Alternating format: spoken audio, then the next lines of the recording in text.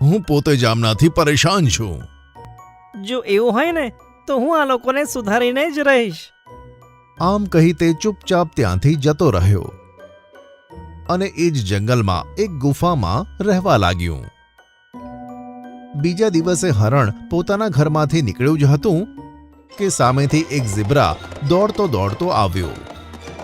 હટી જાઓ બધા, હું તુફાનની ગતિથી આવી રહ્યો છું. ઝીબ્રા દોડતો દોડતો આવતો હતો, પણ અચાનક કેળાની છાલના ઢગલા પર તેનો પગ પડ્યો અને તે લપસીને એક મોટા પથ્થરને અથડાયો. અરે અરે, જો તો ખરી!